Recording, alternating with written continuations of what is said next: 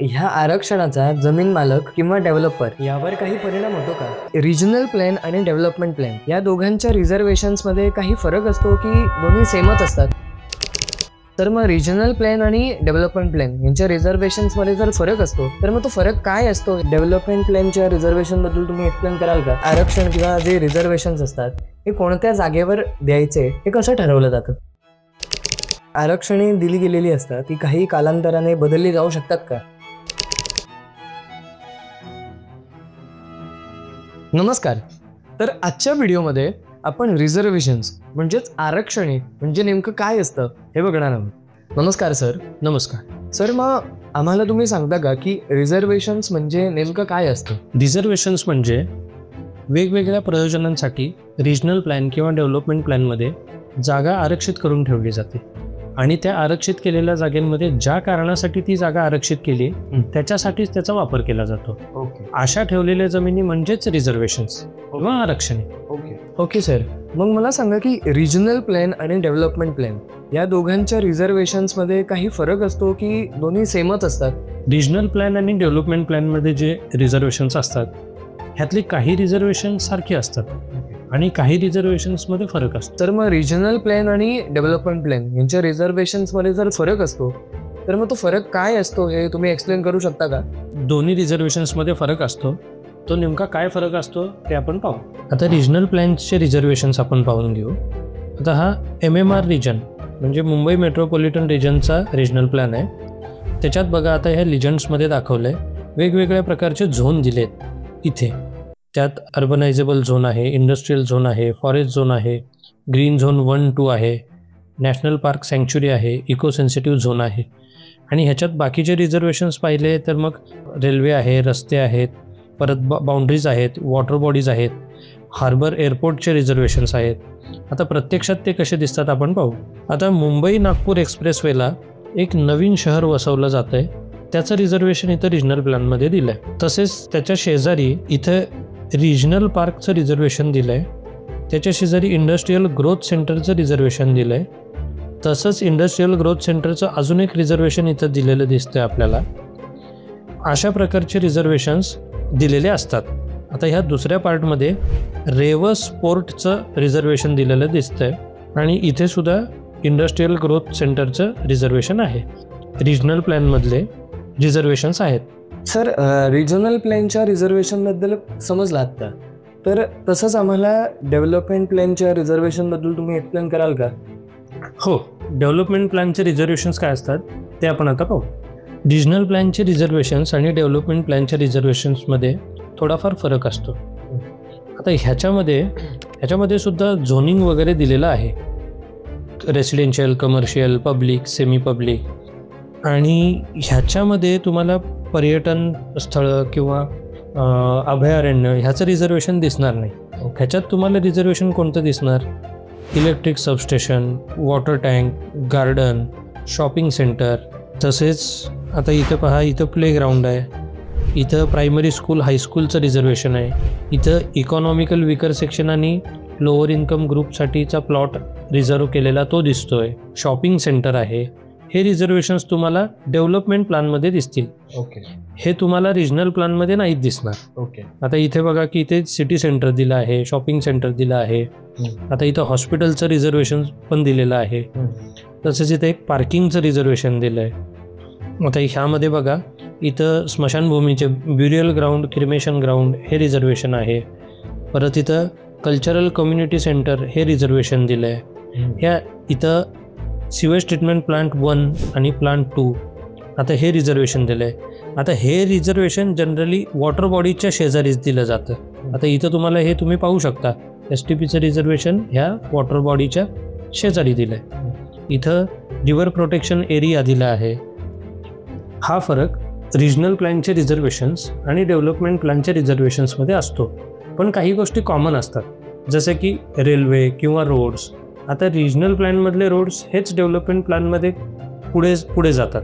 त्यामुळं सेम रस्ता तुम्हाला रिजनल प्लॅनमध्ये पण दिसेल आणि डेव्हलपमेंट प्लॅनमध्ये पण दिसेल. तसेच तुम्हाला रेल्वेचे लाईन असते तीसुद्धा रिजनल प्लॅनमध्ये दिसेल, डेव्हलपमेंट प्लॅनमध्ये दिसेल.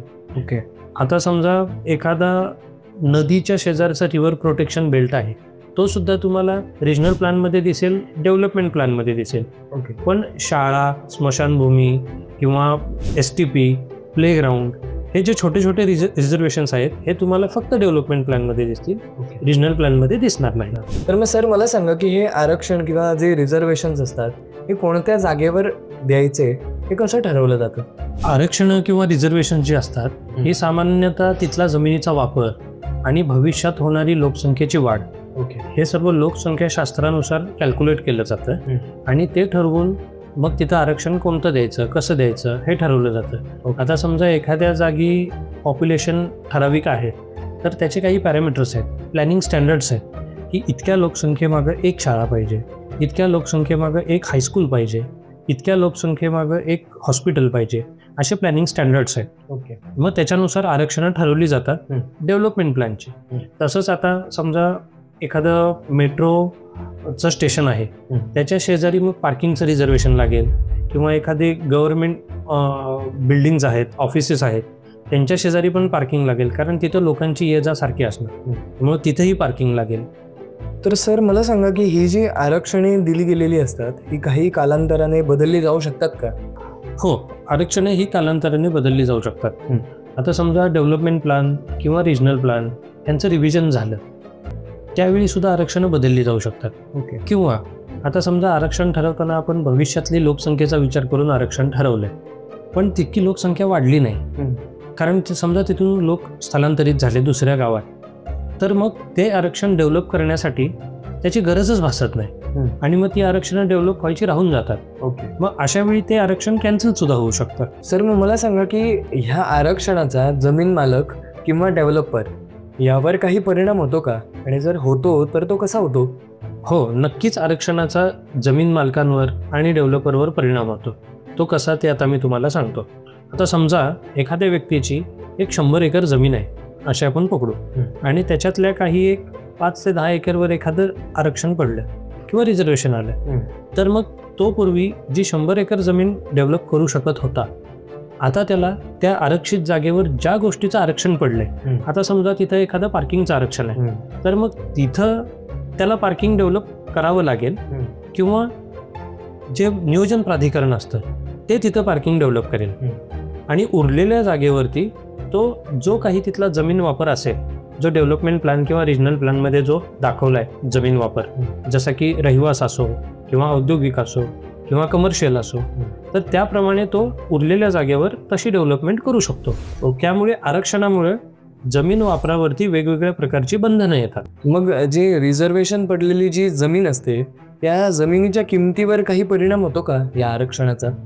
हो, आरक्षणांमुळेच नक्कीच किमतीवर सकारात्मक किंवा नकारात्मक परिणाम होतो. आता समजा जर गार्डनच्या आरक्षणाशेजारी जर तुमचं घर असेल तर तिथलं घर लवकर विकलं जाईल आणि समजा जर स्मशानभूमी, ब्युरियल ग्राउंड, क्रिमेशन ग्राउंड ह्यांचं आरक्षण जर तुमच्या जागेच्या शेजारी आलं तर मग त्या जमिनीची किंमत कमी होते कारण लोक अशा जागेच्या शेजारी राहण्यासाठी किंवा इतर वापरासाठी शक्यतो टाळतात. त्यामुळे असे सकारात्मक आणि नकारात्मक परिणाम आरक्षण पडल्यानंतर आजूबाजूच्या एरियावर होऊ शकतात. ओके सर, मग मला सांगा की हे जे जमीन मालक असतात ते त्यांच्या क्षेत्रातील सध्या असलेल्या आरक्षणाबद्दल माहिती काढू शकतात का किंवा त्यांना त्याची माहिती मिळते का? हो, नागरिकांना त्यांच्या जागेवर सध्या कोणती आरक्षणे आहेत किंवा भविष्यात कोणती आरक्षणे येऊ शकतात ह्याची माहिती मिळू शकते. आता जर स्थानिक स्वराज्य संस्था असते आणि त्यातल्या जागांवरची आरक्षणे असते तर त्यांच्या ऑफिसमध्ये जाऊन तिथं तुम्हाला झोन नकाशा आणि झोन दाखला ही 2 कागदपत्रे घेऊन तुमच्या जागेवर कोणतं आरक्षण आहे ह्याची माहिती मिळू शकते. तसंच रिजनल प्लॅनमध्ये जर तुमची जागा असेल तर रिजनल प्लॅनमधल्या जे काही आरक्षण तुमच्या जागेवर असेल हे शोधण्यासाठी तुम्ही त्या जागेचा झोन नकाशा आणि झोन दाखला पाहून तुमच्या जागेवरती कोणतं आरक्षण आहे याची माहिती घेऊ शकता. ओके, तर ही झाली रिझर्वेशन म्हणजेच आरक्षण याबद्दलची थोडक्यात माहिती. याबद्दल तुम्हाला काहीही प्रश्न असतील किंवा काहीही शंका असेल तर तुम्ही आम्हाला नक्कीच संपर्क करू शकता.